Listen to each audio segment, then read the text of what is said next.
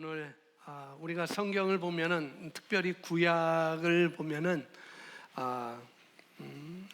창세기부터 창세기, 출애굽기, 레위기, 신명기 또 그 외에 구약 전체를 보면은 특별히 아담이나 또 우리가 잘 알고 있는 아브라함 그리고 모세 이런 분들을 통해서 우리가 볼 때 하나님께서는 아담, 아브라함, 모세 특별히 그 외에 많은 선지자들도 있고 이스라엘 백성들도 있지만은 이들과 하나님께서 언약하실 때는 항상 조건을 말씀하셨어요. 그래서 우리가 언약이라는 그런 단어와 주제를 우리가 다룰 때는 항상 하나님의 어떤 조건, 그 하나님의 복을 받으려면은 조건이 항상 있다는 것을 우리가 알아야 되겠죠. 그래서 아담과 에덴 동산에서 그 언약을 맺으실 때는 단 한 가지, 모든 에덴 동산에는 모든 걸 다 너에게 다 주마라고 하면서 단 한 가지, 선악을 알게 하는 나무 열매는 먹지 말라는 조건이 있었죠. 그러니까 아담과 하와와 맺은 언약에서는 어떤 조건이 있냐면은 선악을 알게 하는 나무의 열매는 너희가 건드리지 마, 그런 조건이 있었습니다. 특별히 모세 율법에서는 여러 가지가 있지만은 다 세본 분들은 613개의 조항이라고 이렇게 율법을 말하고 있는데 아브라함 모세를 통해서 하나님께서 주셨던 그 복을 받기 위해서는 여러 가지가 있다면 율법의 대표적인 것 바로 뭐겠어요?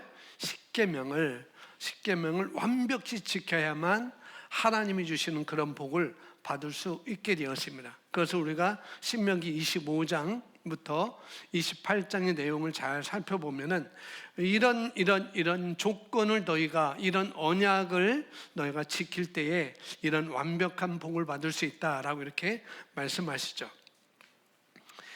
구약은 이렇게 어떤 조건, 언약에 대해서 하나님의 복을 받기 위한 조건이 항상 있음을 우리가 성경을 통해서 볼 수 있어요. 그러면은 신약, 새 언약이라고 하는 신약은 어떤 것인가, 어떤 건가라고 이렇게 생각해 볼 수 있어요.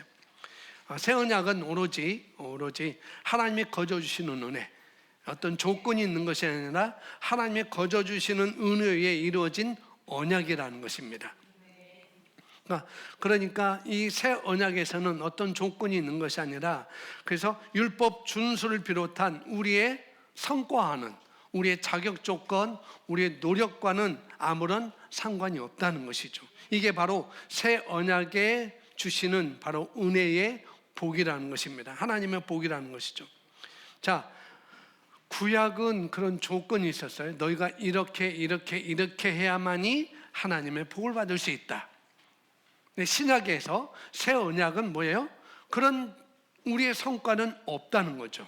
우리의 어떤 그런 조건은 없습니다. 그냥 예수님께서 십자가 위에서 이루신 일로 인하여서 우리는 거저받는 은혜를 받은 거라는 거죠. 그렇다면 도대체 우리는 무엇을 해야 되는가? 이런 생각을 해볼 수 있죠. 이미 예수님께서 십자가에서 다 이루셨다면 그러면은 우리는 이 땅에서 이 시대에 지금 우리는 무엇을 해야 되는가? 그리고 예수님께서 십자가 위에서 이루신 일을 바탕으로 하는 그 새 언약 아래에서는, 그 은혜 아래에서는 어떻게 해야 하나님의 복을 우리는 받아 누릴 수 있을까? 이런 생각도 해볼 수 있을 것이고, 또 은혜의 새 언약에서 그럼 우리는 무엇을 해야, 우리가 해야 하는 역할은 무엇인가? 이런 질문을 우리가 생각해 볼 수 있습니다. 아주 중요한 질문이죠. 우리는 무엇을 해야 되는가? 그럼 이미 이루셨다면은 그러면 그 복을 우리는 어떻게 받을 수 있는가? 그 복을 받기 위해서 우리가 해야 할 역할은 무엇인가라는 이런 질문을 우리가 해볼 수가 있습니다. 일단 신약 시대에 하나님의 복을 우리가 경험하기 위해서 구약으로 우리가 돌아가 봐야 아무런 소용이 없다는 점을 우리가 알아야 된다는 거죠. 이런 식으로 한번 생각해 보세요. 여러분이 다 어떤 크나큰 회사의 CEO 경영자입니다. 경영자예요. 그래서 여러분의 회사가 어떤 계약을 맺었어요. 새로운 계약을 맺었는데 예전 계약과 새로운 예전 계약이 있고 새로운 계약을 맺었습니다. 이 새로운 계약은 아주 세계적으로 다국적인 기업을 가진 그런 기업으로부터 계약을 한 거예요. 그 계약이 수천억 내지 수천조의 그런 유익을 낼 수 있는, 우리 회사의 유익을 가져올 수 있는 그런 계획이라는 거죠. 그렇다고 한다면은 앞선 계약보다도 비교할 수 없는 그런 수천억, 수조의 그런 유익과 가치를 내가 가져올 수 있는데, 우리 회사에 가져올 수 있는데, 그렇다면은 우리가 옛 계약과, 내가 맺은 옛 계약과 지금 새로 맺은 그 새 계약 중에 무엇을 기준으로 우리가 지불 조건을 검토를 해야 되겠는가? 그런 것도 우리가 생각해 볼 수 있죠. 옛 계약보다도 지금 새로 맺은 계약이 수천억, 수조의 유익을 우리가 가져올 수 있는데, 그러면은 그것을 내가 가져오기 위해서 지불 조건을 검토를 해봐야 되겠죠. 내가 무엇을 해야 되고, 그걸 내가 가져오기 위해서 내가 어떻게 해야 되는지, 그런 것도 우리가 생각해 볼 수 있습니다. 답은 뻔합니다. 답은 뻔하죠. 수천억인데 수조의 유익과 가치를 우리 회사에 가져올 수 있는데 어떤 지불 조건이 뭐가 있겠어요? 그걸 우리가 감수할 수 있는 것이죠. 똑같은 금액과 똑같은 노력과 똑같은 그런 것들 내가 지불한다면은 이전 옛 계약보다도 새 계약이 더 훨씬 나을 것이죠. 그런 지불 조건을 우리가 검토해 볼 수 있습니다. 답은 뻔하다는 거죠. 자, 이것을 성경으로 돌아와서 우리가 돌아보면은 자꾸만 우리가 구약의 조항으로 돌아가려는 어리석은 신자들이 있다는 거죠. 옛 언약과 새 언약이 있는데, 구약의 율법은 앞서 말한 것처럼 조건이 있었어요. 하나님의 복을 받으려면 조건이 있었어요. 너는 이것 해야 되고 이것 해야 되고 여기서 벗어나면 안 되고 이렇게 해야 된다라는 그런 테두리 안에서 지킬 때에만 완벽한 그 복을 받을 수 있었어요. 근데 새 언약, 신약에서는 예수님께서 이루신 그 일로 인하여서 우리가 이미 복을 받은 자가 되었다는 것이죠. 그래서 지금도 여전히 자꾸만 구약의 조항으로 그런 돌아가려는 어리석은 신자들이 많이 있다는 거죠. 또 그렇게 가르치는 목회자들도 많이 있어요. 자꾸 이렇게 구약으로 돌아가는 것. 그러니까 구약이라는 것, 옛 언약이라는 것, 그러니까 모세율법이라는 모세율법은 우리 그 복을 우리가 취하기 위해서, 그 복을 가져오기 위해서 하나님께서는 제사라는 제도를 만드셨다고 우리가 말씀을 배웠습니다. 그러니까 제사. 그런데 이 새 언약에서는 더 이상 이 제사 제도는 통하지 않는다는 거죠. 지금 저희 집에서 이 교회 오려면은 그 어디 경남 아너스빌 그 도로에 비둘기들이 있어요. 비둘기를 못 살게 굴어도 어떻게 해요? 누가 신고하면은 저는 잡혀가야 돼요. 저희 아파트 지하 주차장에 고양이가 한 5-6마리 있어요. 근데 그 고양이만 보면 저는 달려갑니다. 그 고양이는 못 살게 굴어요. 차 밑으로 들어가도 약게 막 발길질하고 남의 차 타이어를 차고 그래요. 그러면은 우리 하은 전사가 아빠 그러면은 누가 신고하면 아빠는 뭐라고 해요? 동물 학대로 아빠 신고하면 잡혀간다고 그래요. 자, 구약의 제사, 어린 양을 잡는 것 동물 학대입니다. 송아지 잡는 것 동물 학대예요. 염소 잡는 것 동물 학대예요. 근데 닭을 잡는 것은 동물 학대가 아닌 것 같아요. 치킨을 많이 먹잖아. 그러니까 돼지 잡는 것도 동물 학대 아니야. 삼겹살을 많이 먹어. 그러니까 어느 것은 동물 학대고 어느 것은 동물 학대가 아니에요. 참 이상하죠. 지금 이런 시대에 구약의 제사를 지금 우리가 지내고 있다면은 우리는 다 동물 학대범으로 다 가야 되는 거예요. 쇠고랑 쳐야 돼요. 지금도 어린 양을 잡아야 되니까. 지금도 염소, 수염소를 잡아야 되고 어린 송아지를 잡아야 되니까 우리는 다 동물 학대범인데, 근데 하나님께서 그걸 성경 지명으로 다 아시고 예수님을 십자가 지시게 하셔서 예수님이 어린 양이 되게 하셔서 그런 제사 제도를 다 어떻게 해요? 다 완성하셨다는 거죠. 다 폐하셨다는 거죠. 이 말씀을 생각하면서 야, 하나님은 좀 대단하신 분이다. 이 시대를 어떻게 아시고 이런 동물 학대 이런 것이 올 걸 어떻게 아시고 예수님을 어린 양으로 이 땅에 보내셔서 그 한 분을 통해서 모든 구약의 제사 제도를 다 완성하셨을까, 다 폐하셨을까. 정말 감사하다. 나를 동물 학대범으로 잡혀가지 않도록 하기 위해서 그런 생각도 해봤습니다. 그러니까 그 옛날 이스라엘 백성들은 이 구약의 옛 언약 안에서 지킬 수 있었던 죄를 덮기 위해서, 그들의 죄를 덮기 위해서 짐승의 피를 바치는 제사와 같은 유일한 조항마저도 이제는 없다는 것입니다. 새 언약은 그런 거죠.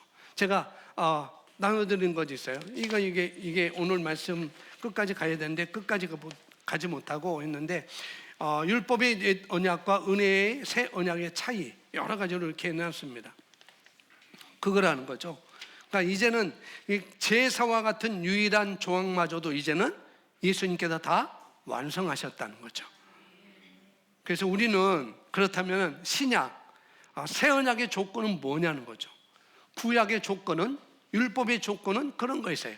너희가 이런 거 해야 돼. 이런 제물을 드려야 되고 이런 제사를 드려야 돼 라고 했는데, 그렇다면 이 새 언약의 조건은 무엇일까?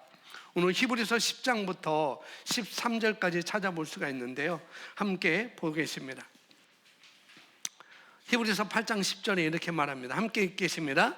또 주께서 이르시되 그날 후에 내가 이스라엘 집과 맺을 언약은 이것이니 내가 내 법을 그들의 생각에 두고 그들의 마음에 이것을 기록하리라. 나는 그들에게 하나님이 되고 그들은 내게 백성이 되리라. 또 각각 자기 나라와 사람과 각각 자기 형제를 가리켜 이르기를 주를 알라 하지 아니할 것은 그들이 작은 자로부터 큰 자까지 다 나를 알미라. 내가 그들의 불의와 긍휼을 여기고 그들의 죄를 다시 기억하지 아니라 하셨느니라. 새 언약이라 말씀하셨음에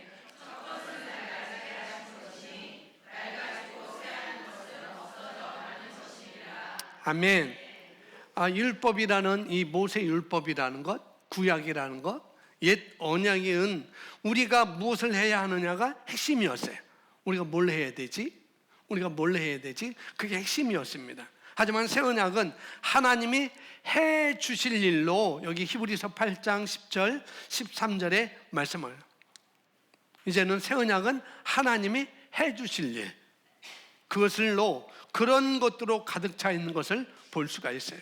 그래서 이 10절부터 12절까지 보면은 우리 개정 성경에는 그렇게 많이 써져 있지 않지만은 다른 번역본을 보면은, 한글 번역본을 보면은 나는이라는 표현이 여러 번 나오는 것을 볼 수가 있습니다. 여기서는 10절에 내가 한 번 나오고, 그 다음에 나는이라는 말이 나오고, 그 다음에 12절에 내가라는 그런 단어를 찾아볼 수 있어요. 내가, 하나님 해주실 일. 새 언약에서는 하나님 해주실 일, 구약에서는 우리가 해야 할 일, 이런 것들이 나열되어 있는데 이제 하나님께서 그것을 말씀하세요. 주께서 이르시되 그날 후에 내가 이스라엘 집과 맺은 언약은 이것이다. 그러면서 거기 빠졌는데 내가라는 것이 빠졌어요. 내가 내 법을 그들의 생각에 두고 그들의 마음에 이것을 뭐하리라? 기록하리라 말하고 있습니다. 그래서 새 언약에 따라 하나님은 법을 차가운 돌판, 십계명은 돌판에 써져 있잖아요. 그래서 차가운 돌판에 기록하지 않고 직접 우리 생각에, 그래서 제가 써놨어요. 우리 생각, 그 생각은 마인드라고 있습니다. 마인드. 우리의 생각과 우리 마음에, 우리 심령에 기록해 주겠다고 선포하십니다. 그래서 이 모세 율법, 옛 언약은 예수 그리스도의 십자가로 이미 완성되었습니다.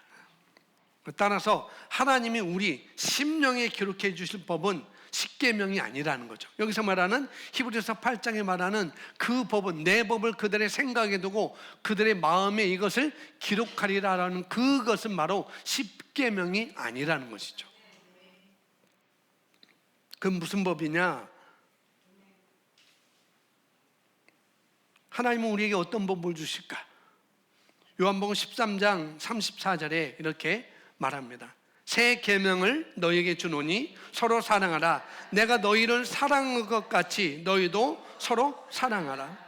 새 계명이라는 거예요. 새 법이라는 거예요. 내 법을 그들의 생각에 두고 그들의 마음에 기록하리라는 그것이 뭐냐? 그 법이 뭐냐? 새 계명이라고 말씀하고 있습니다. 그 계명을 너희에게 주노니 서로 사랑하라. 내가 너희를 사랑한 것 같이 너희도 서로 사랑하라라고 말씀하시죠. 하나님은 우리에게 새 계명을 주셨는데, 옛 계명이 아니라 새 계명을 주셨는데, 그것은 바로 우리를 사랑하신 것처럼, 저와 여러분을 사랑한 것처럼 서로 사랑하라라는 사랑의 법을 우리에게 주셨다는 거예요. 그리고 로마서 3장 27절에 그런 적 자랑할 때가 어디 있느냐?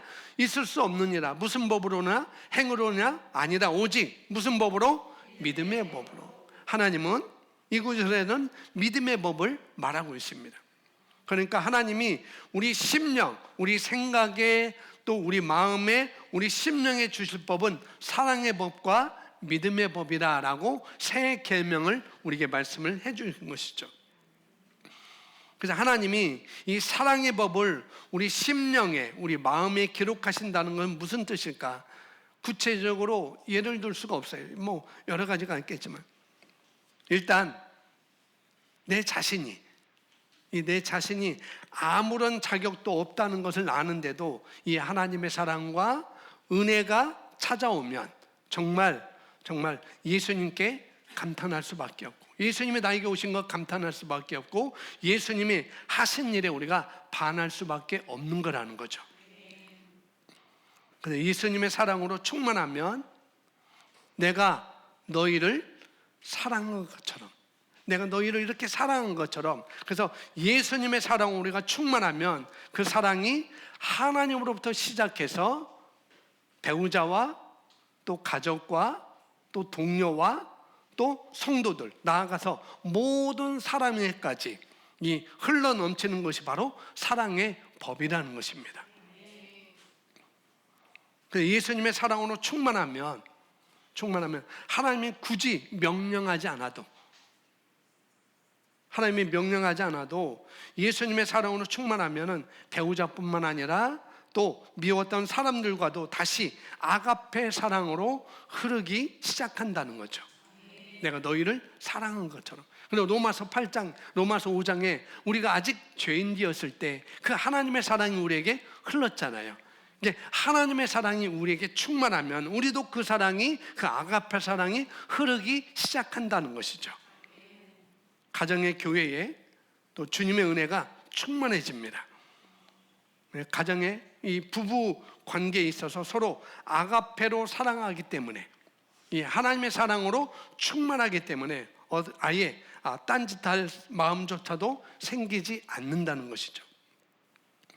사실 예수님과 이 예수님의 사랑으로 충만하면, 이 사랑으로 충만해야 이 로마서 5장 23절부터 아내들아 또 남편들아 또 자녀들아 라고 이렇게 말씀하는 것처럼, 이 로마서 5장 20에 대표적으로 남편들에게 하나님께서 권면하시는데, 아내를 사랑하기를 그리스도께서 교회를 사랑하시고 그 교회를 위하여 자신을 주신 것과 같이 하라는 그 명령을 우리가 지킬 수 있다는 거죠. 무엇으로 충만하면? 예수님의 사랑으로 충만하면. 근데 그 사랑의 법을 우리 마음에, 우리 생각에 이미 기록하셨다는 거예요. 이미 기록하셨어요. 사랑할 수 있는 사랑의 법을 우리에게 이미 기록하셨습니다. 돌판에 기록한 게 아니라 우리 마음판에 기록하셨어요. 그 사랑이 충만하면 배우자와 또 가족과 또 동료와 또 성도까지, 또 나를 미워하는 사람들까지 그 사랑이 흐르기 시작한다는 것이죠. 그래서 예수님의 사랑이 우리 마음에 가득하면 남들에게 억울하게, 남들로부터 내가 억울하게 당해도 분노와 그런 살에 휩싸이긴커녕 어떻게든지 용서할 구실을 우리가 찾게 되는 거예요. 갚으려고 하는 것보다도 내가 용서해야지. 뭐가 충만하면? 하나님의 사랑의 법이 내게 충만하면. 그래서 바울은 이렇게 말합니다. 13장 9절, 로마서 13장 9절에 더 이렇게 말합니다. 함께 읽습니다. 간음하지 말라, 살인하지 말라, 도둑질하지 말라, 탐내지 말라 한 것과 그 외에 다른 계명이 있을지라도 내 이웃을 내 자신과 같이 사랑하라 하신 그 말씀 가운데 다 들었느니라. 10절, 사랑은 이웃에게 악을 행하지 아니하나니 그러므로 사랑은 율법의 완성이니라. 아멘. 간음하지 말라, 살인하지 말라, 도둑질하지 말라, 탐내지 말라. 이게 10계명에 기록된 것이죠. 그 외에 다른 계명이 있을지라도 내 이웃을 내 자신과 같이 사랑하신 그 말씀 가운데 다 들었네요. 이제 사랑의 법 안에 이 모든 것이 다 포함되어 있다는 거예요. 구약의 율법에 기록된, 십계명에 기록된 이 간음하지 말라, 살인하지 말라, 도둑질하지 말라, 탐내지 말라라는 그 외에 다른 계명까지도 다 이 사랑의 법에 다 포함되어 있다는 거죠. 그걸 사도 바울이 말하고 있습니다. 그래서 하나님의 사랑을 받으면, 이 하나님의 사랑으로 충만하면 자신도 모르게 율법을 우리는 다 이루고도 남는다는 거죠. 그래서 신약의 가장 중요한 내용, 신약, 새언약에서 말하는 가장 중요한 내용은 예수님과 역동적이고 친밀하고 살아있는 관계가 되는 것입니다. 관계요. 아주 힘있게 역동적이고 아주 친밀하고 살아있는 관계가 이루어지는 것이죠. 반면에 율법은 외형적인 것입니다. 외형적인 것. 로마서 7장 7절에 말하고 있습니다. 함께 있습니다. 곧 율법이 탐내지 말라 하지 아니었더라면 내가 탐심을 알지 못하였으리라. 그러나 죄가 기회를 타서 계명으로 말미암아 내 속에서 온갖 탐심을 이루었나니. 그래서 율법은 탐내지 말라고 명령할 뿐입니다. 율법은 간음하지 마라, 살인하지 말라, 도둑질하지 말라, 탐내지 말라라고 명령할 뿐이라는 거죠. 우리 속에서 온갖 탐심이 일어나는 건 뭐예요? 그것을 막지 못한다는 거예요. 율법은. 우리가 육체적으로는 탐심 때문에 남의 것을 몰래 탐내거나 또 로마서 13장 9절에 보면 간음하는 것, 살인하는 것, 도둑질하는 것, 탐내는 것, 이것 모든 것들. 그래서 식탐도 일종의 죄인데, 이처럼 마음속에 이 식탐 우리가 거절할 수 없잖아요. 저도 거절할 수 없어요. 하루 한 끼만 제대로 먹는데 저녁 때는 샐러드를 먹고 점심 때만 탄수화물 취하는데, 이 탄수화물이 왜 이렇게 땡기는지. 한 주걱만 더 먹자. 한 주걱 더 먹어요. 반찬이 너무 맛있네. 한 숟갈 더 먹자. 그게 반찬 핑계 되는 거죠. 그러니까 율법은 우리 육신의 그런 탐심을, 성경에는 탐하지 말라, 탐심을 갖지 말라라고 명령하는데, 근데 우리 속에서는 온갖 뭐예요? 탐심이 일어나는 것을 막지 못한다는 거예요. 그게 율법이라는 거예요. 율법. 그러니까 율법은 외형적인 거, 외형적인 거. 그러니까 율법 안에서는 기껏해야 우리는 외형만 갖출 뿐이라는 거야. 그래, 탐내지 말아야 되지. 외형만 갖출 뿐이에요. 근데 은혜 아래서는 참된 실체가 우리 안에서 형성된다는 거죠. 그 차이점이 있습니다. 그러니까 율법은 순전히 껍데기만 치장하지만 은혜는 깊은 속까지 들어가게 됩니다. 율법은 가정을 회복시킬 방법을 알려주지 못합니다. 그래서 옛 언약보다도 새 언약 아래서 신앙생활이 더 쉽고 자유하다는 거예요. 여러분 율법을 한번 돌아가 보세요. 얼마나 어렵고 자유함이 없는지. 근데 새 언약은 더 쉽고 우리에게 자유함을 갖다 준다는 것이죠. 이제 여러분 선지자를 찾아가서 하나님의 뜻을 묻지 않아도 돼요. 그죠? 이제 제사장을 찾아가서 동물을 가지고 제사장을 찾아가서 죄 용서 받을 그런 필요도 없습니다. 지금은 그럴 필요도 없어요. 왜요? 이미 예수님께서 다 어린 양으로서 제물이 되시고 제사장이 되시고 또 우리를 제사장으로 삼았다고 말씀을 하고 있으니까 구약처럼 우리가 돌아갈 필요 없고 또 물을 필요도 없습니다. 이제는 우리 안에 계신 성령님이 직접 우리를 인도하시죠. 예수님께서 단번에 영원한 속죄를 이루심으로 말미암아 우리가 제사장만 들어갈 수 있는 지성소, 우리가 하나님 면전에 우리가 올 수 있는 그런 자격이 우리에게 주어진 거라는 거죠. 그래서 새 언약은 더 쉽고 우리에게 자유를 주는 법이라는 거죠. 옛 언약 모세 율법은 우리를 묶어요. 두렵게 하고 떨리게 하고 부끄럽게 하고 부담감을 갖게 하고 그럽니다.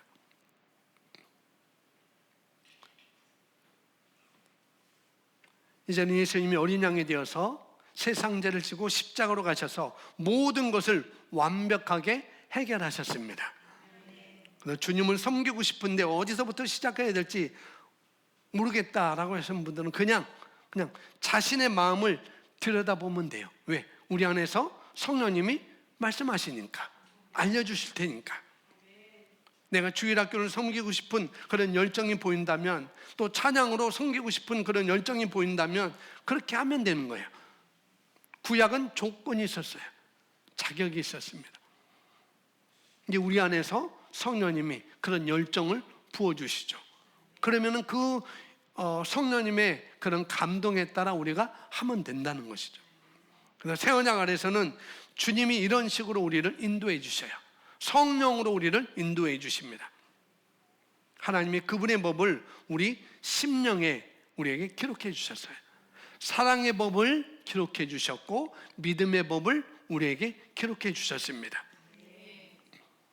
그래서 아주 풍요로워 보이는 사람인데도 저 사람은 좀 부유하구나, 풍요롭게 생긴 풍요로운 사람 생활을 하는 것 같아.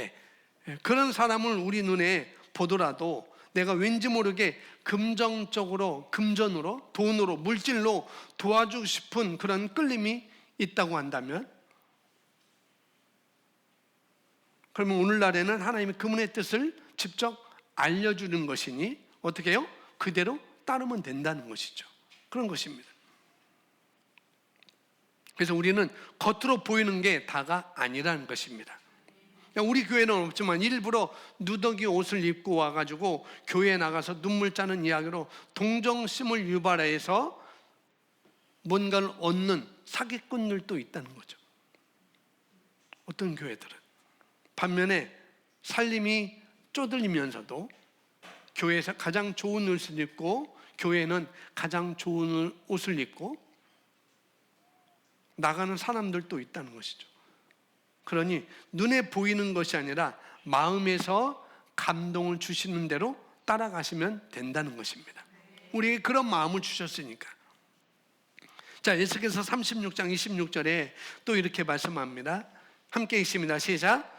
또 새 영을 너희 속에 두고 새 마음을 너희에게 주되 너희 육신에서 굳은 마음을 제하고 부드러운 마음을 줄 것이며. 저와 여러분의 마음은 하나님의 음성을 들을 수 있는 새 마음이라는 거예요. 우리에게 새 마음을 주셨어요. 새 마음.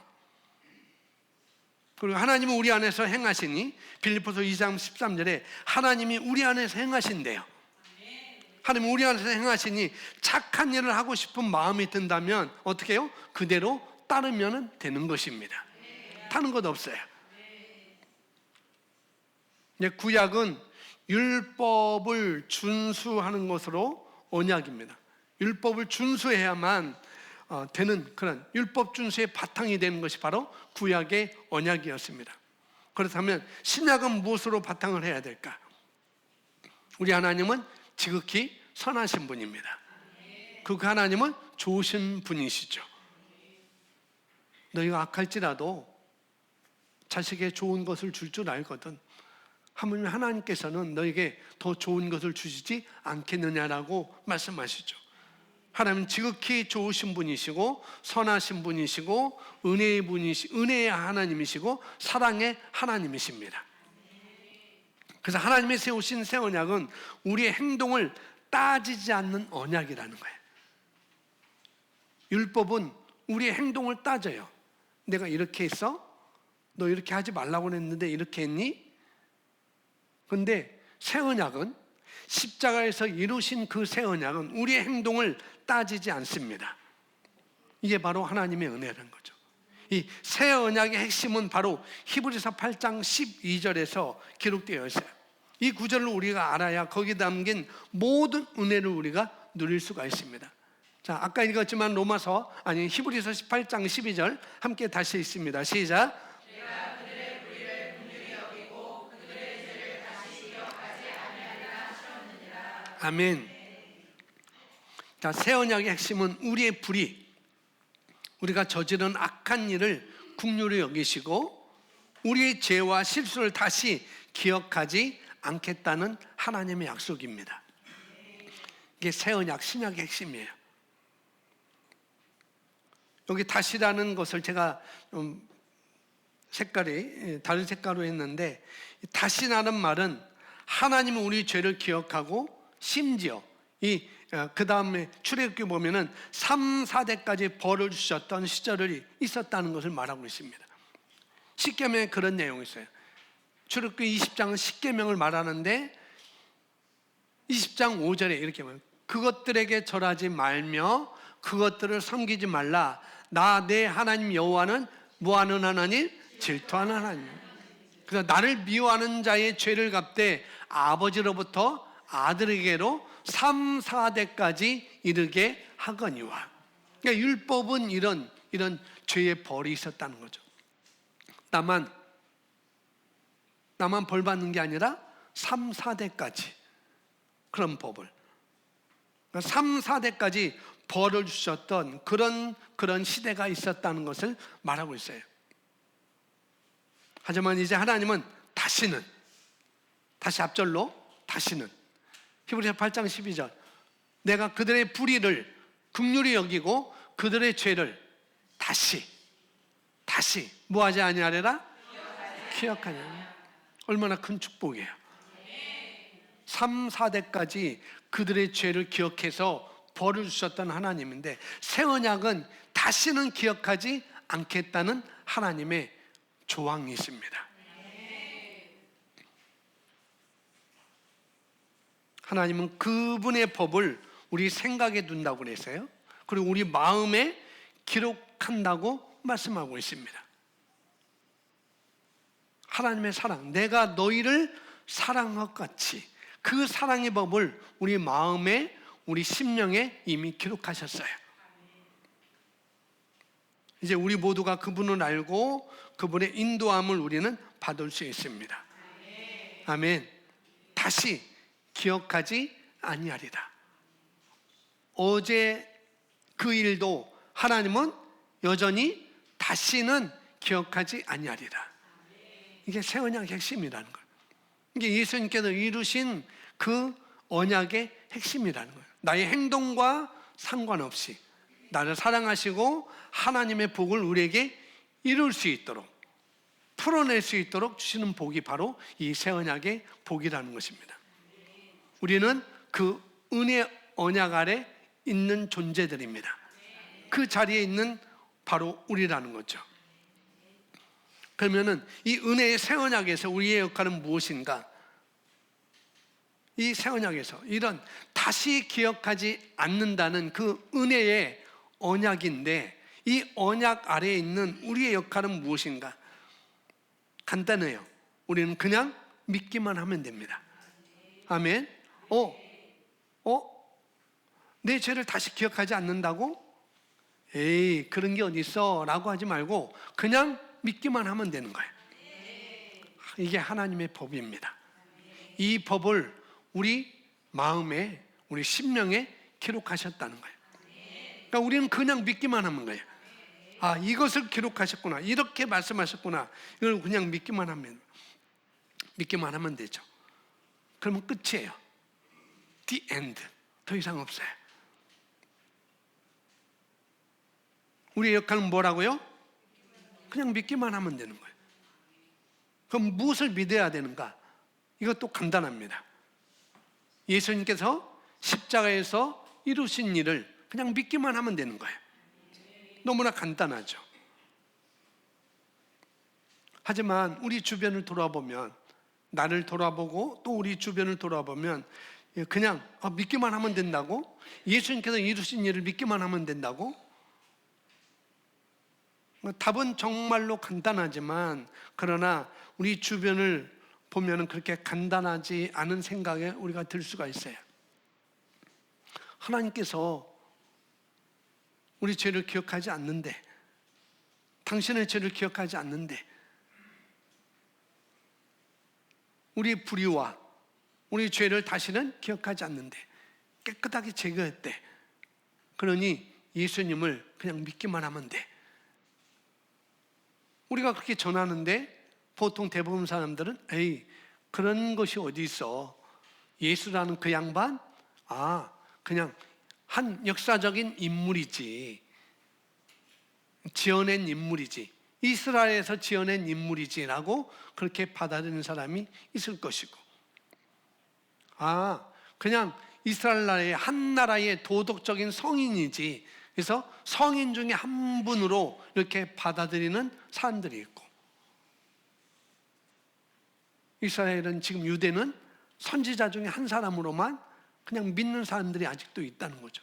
메시아로서 오신 예수님이 아니라 선지자였어, 한 성인이었어, 한 역사적인 인물이었어, 한 고장에서 우리와 함께 살았던 그런 인물이었어, 그렇게 믿는 사람들이 아직도 많이 있다는 거죠. 우리 주변에도 그렇게 많이 있습니다. 근데 예수님은 그런 식으로 믿어봐야 뭐예요? 절대 구원받지 못합니다. 성인으로 믿어봐야 구원받지 못하죠. 한 선지자로 우리가 믿어야 구원받지 못합니다. 어떤 철학자로, 어떤 역사적인 인물로 믿는 사람들이 있는데 그렇게 믿어봐야 절대 구원받지 못합니다. 새 언약에서 우리의 역할은 그냥 믿기만 하면 된다는 거. 뭘 믿는가? 예수님께서 이미 십자가에서 이루신 일을 우리가 믿는 것이죠. 그럼 예수님을 믿는다는 건 무슨 의미일까? 예수님을 믿는다는 건 무엇보다도 그분을 개인적으로 구주로 믿고 영접을 하는 것입니다. 우리가 개인적으로 예수님을 믿는다는 것이 무슨 의미일까? 그것은 개인적으로 구주로 예수님을 나의 구주로 믿고 영접하는 것. 그분이 나의 모든 죄를 짊어지고 십자가 위에서 돌아가신 구주임을 시인하는 거예요. 이것입니다. 그러니까 예수님을 믿는다는 것은 예수님만이 유일한 구원의 길이며, 그분을 영접하는 순간 영생을 우리가 선물로 받는다는 사실을 우리가 믿는 것입니다. 나아가 과거에, 또 현재, 미래에 우리의 모든 죄에 대한 값이 십자가에서 이미 완벽히 치러졌다는 사실을 내가 또 믿는 것이죠. 그래서 이제 히브리서 8장 12절의 말씀에 따라 하나님이 우리의 모든 죄와 실수를 다시는 기억하지 않는다는 사실을 우리가 일말의 의심도 없이 어떻게 해요? 믿는 거예요. 어떤 의심도 없이 믿는 것. 그래서 하나님은 우리가 은혜의 새로운 언약에 따라 무엇을 믿기를 원하실까?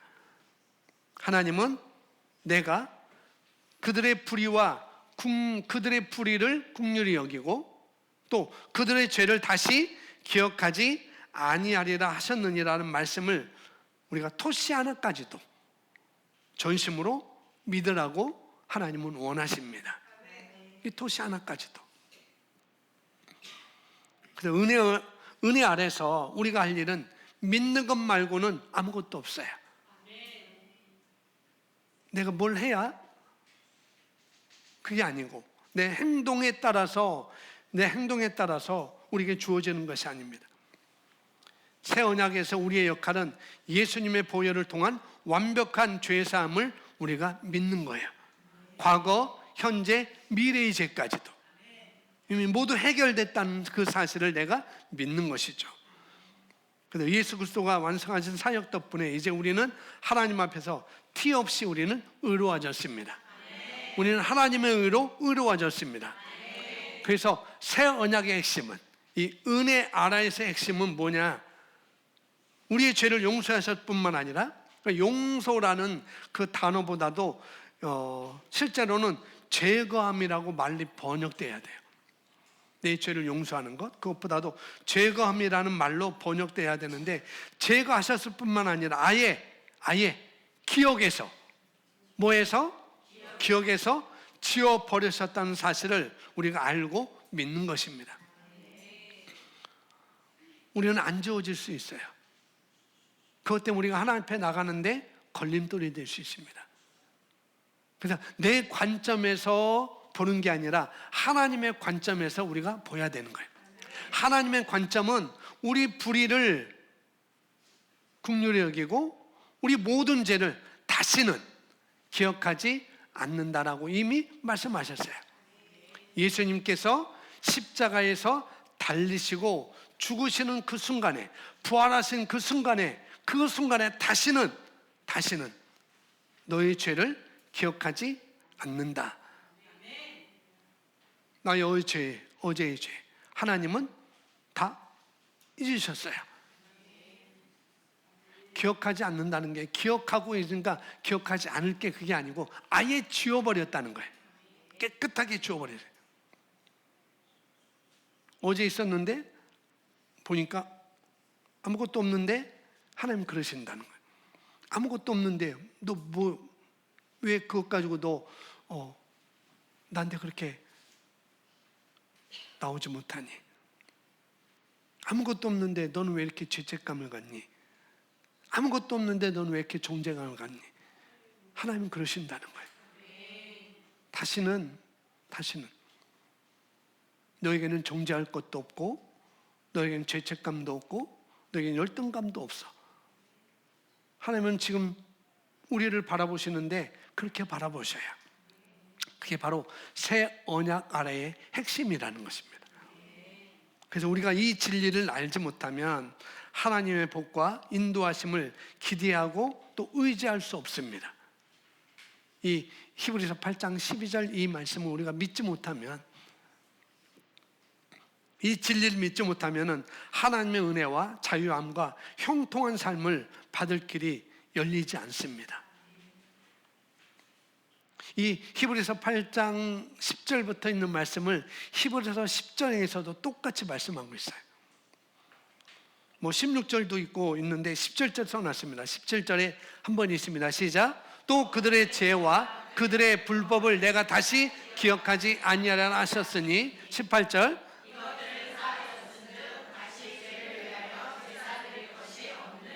아멘. 구약에서는 다시 제사를 드렸죠. 1년에 한 번씩. 그것도 대속죄일만 이 대사장이 지성소에 들어갈 수 있는 그런 권한이 있었습니다. 또 그들의 죄와 그들의 불법을 내가 다시 기억하지 아니하리라 하셨으니, 이게 바로 새 언약 아래에 있는 우리에게 적용되는 말씀이라는 거죠. 하나님은 예수님의 십자가 희생으로 인해 더 이상 우리 죄를 기억하지 않겠다고 이미 선언하셨어요. 그리고 그렇게 또 행하십니다. 하나님이 하실 수 없는 일이 뭔지 아세요? 하나님이 하실 수 없는, 하나님은 전능하신 분이죠. 전지하신, 다 알고 계시고 다 할 수 있는 분. 사람으로서는 할 수 없으되 하나님으로는 다 할 수 있느니라라고 누가복음이 말씀하잖아요. 근데 딱 한 가지 하나님이 하실 수 없는 것이 있어요. 뭘까요? 기억하지 않는 것. 더 쉽게 하나님은 거짓말을 할 수 없어요. 하나님 뭐 할 수 없다고요? 다 할 수 있는데 하나님은 거짓말 할 수 없어요. 그것 때문에 또 그들의 죄와 그들의 불법을 내가 다시 기억하지 아니하리라. 하나님이 거짓말하는 하나님이라면은 이 말씀은 틀린 거예요. 근데 하나님은 거짓말할 수 없는 분이에요. 그렇기 때문에 이 히브리서 10장 17절, 히브리서 8장 12절 이 말씀은 우리에게 그대로 적용됩니다. 이게 하나님의 은혜라는 것이죠. 그래서 하나님이 우리 죄를 다시는 기억하지 않겠다고 약속하셨다면 하늘이 두 쪽이 나도 이 말씀은 변경되지 않는다는 것. 은혜의 새 언약 아래서 우리의 역할은 하나님이 정말로 우리 죄를 기억하지 않을 거라고 믿는 거예요. 내 죄를 기억하지 않는다는 거. 그래서 죄사함은 오직 그분의 은혜로만 이루어집니다. 그리고 믿음을 통해서만 이 은혜로 우리가 다가갈 수 있어요. 우리의 역할은 뭐냐? 이 사랑의 법과 이 믿음의 법을 우리가 믿는 것입니다. 그래서 이 복음에는 죄사함이라는 요소를 빼버리면 더 이상 복된 소식이 아니라는 거죠. 우리의 모든 죄가 사해졌다는 사실을 믿으시기 바랍니다. 아멘. 이것이 새 언약을 해서 우리의 역할이에요. 다른 거 할 필요 없어요. 이것을 그냥 우리는 믿으면 돼요.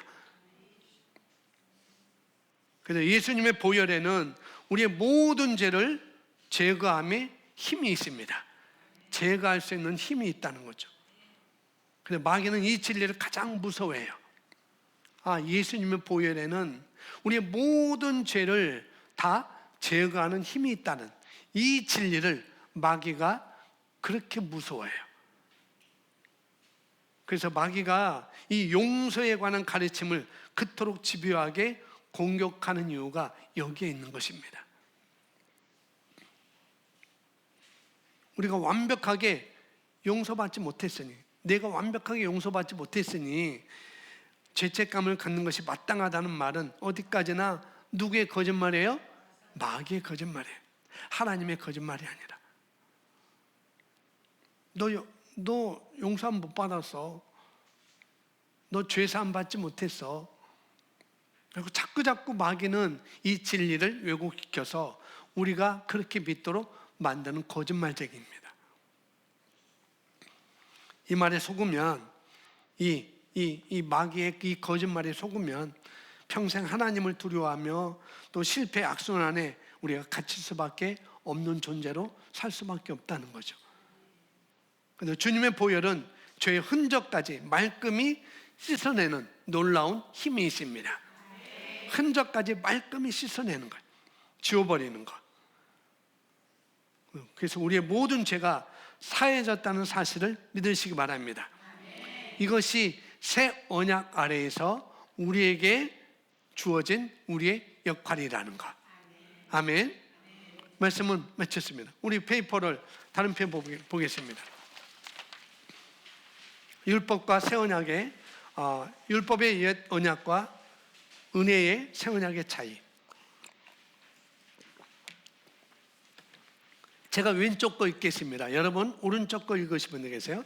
저는 율법의 옛 언약 아래에서는 어떤 일이 이루어졌는지, 어떤 조건이 있는지, 어떤 역할이 있는지, 네, 여러분은 은혜의 새 언약 아래에서는 어떤 것이 우리에게 주어졌는지를 읽으시면 됩니다. 제가 먼저 읽습니다. 하나님이 인간에게 의를 요구하셨다.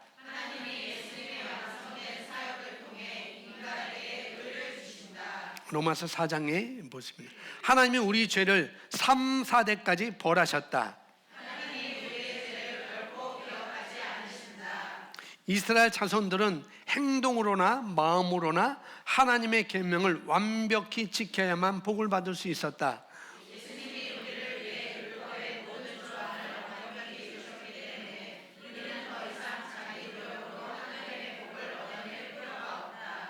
이스라엘 자손들은 하나님의 계명을 완벽히 지키지 못하면 저주를 받았다.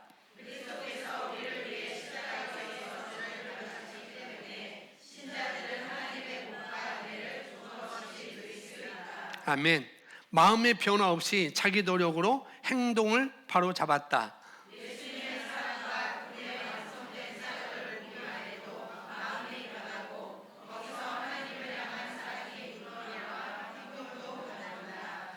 동물의 피를 흘리면 이스라엘 자손들의 죄가 겨우 1년 동안만 가려졌다. 그래서 매년 그 과정을 되풀이해야 했다.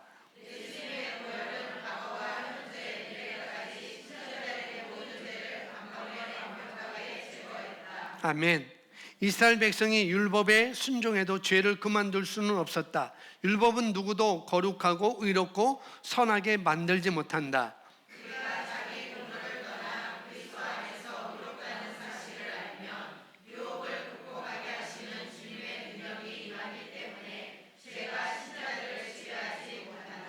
아멘. 이스라엘 자손들은 늘 자신이 잘했는지 못했는지만 따졌기 때문에 하나님의 선하심을 절대적으로 확신하지 못했다.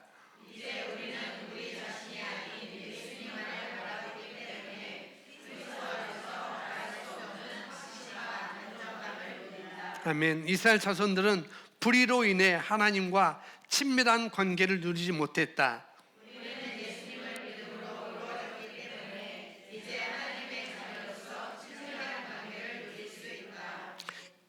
이스라엘 자손들은 하나님이 임하셨던 지성소에 들어갈 수 없었다. 오직 대제사장만이 1년에 한 번 속죄일에 대속죄일에만 그곳에 들어갈 수 있었다.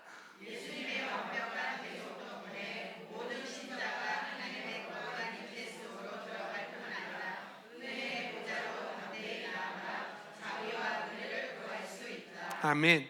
이스라엘 자손들은 죽음의 율법 조문 아래 놓여 있었다. 아멘. 이게 우리에게 축복입니다.